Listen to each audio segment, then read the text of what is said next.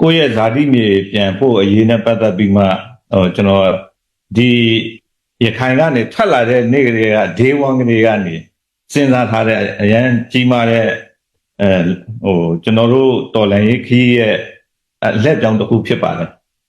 ဒီခီးစဉ်မတိုင်ခင်ကျွန်တော်တို့ကြိုတင်ပြင်ဆင်မှုတွေအများကြီးပေါ့ပြောရမယ်ဆိုရင်ဒီအထုတက်ဖွဲ့တွေကိုနှစ်ချီပြီးမှကြိုတင်ပြင်ဆင်လေ့ကျင့်တာတွေကအစားပေါ့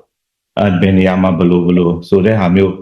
ဘာကြောင့်လဲဆိုတော့ကျွန်တော်တို့ဒီ1980ကျော်ကနေရခိုင်တော်လှန်ရေးကောင်းဆောင်တွေကဒီလန်ခီးမှာပဲကြာရှုံးခဲ့ကြတာတွေပေါ့ပေးဆက်ခဲ့ရတာအများကြီးရှိတယ်ဒါကြောင့်ကျွန်တော်တို့အများကြီးပြင်ဆင်ခဲ့တယ်ဆိုတော့ဒီဟာကတော့တော်လှန်ရေးကလည်းမပြီးသေးဘူးဆိုအတိအကျပြောဖို့တော့ခက်တာပေါ့တချို့ဟာတော့ပြီးမှပြောဖို့ခြံထားရအောင်မယ်တကယ်ကိုကျွန်တော်တို့အောင်မြင်နဲ့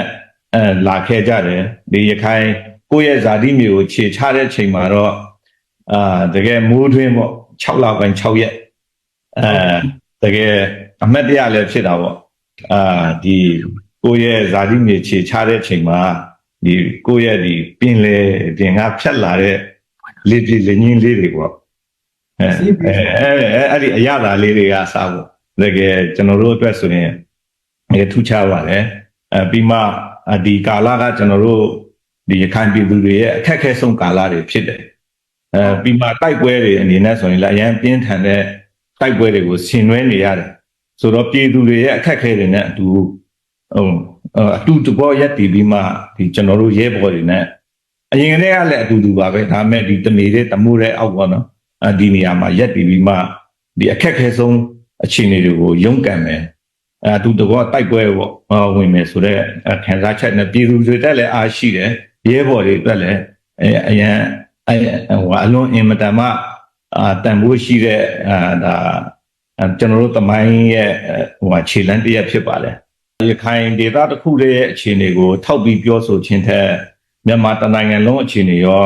ကမ္ဘာကြီးအခြေအနေပါတစွန်းတစားပေါ့အများကြီးတော့ထက်မပြောတော့ပါဘူးဒီဘင်္ဂလားဒေ့ရှ်နိုင်ငံအနေနဲ့ဆိုရင်တော့ဒီဒုက္ခတွေကိုပြန်လေပို့ဆောင်ရေးကဒါပထမဦးစားပေးပဲသို့တော့ကျွန်တော်တို့မြန်မာနိုင်ငံထဲမှာဆိုရင်ပြည်တွင်းစစ်တွေဖြစ်နေတယ်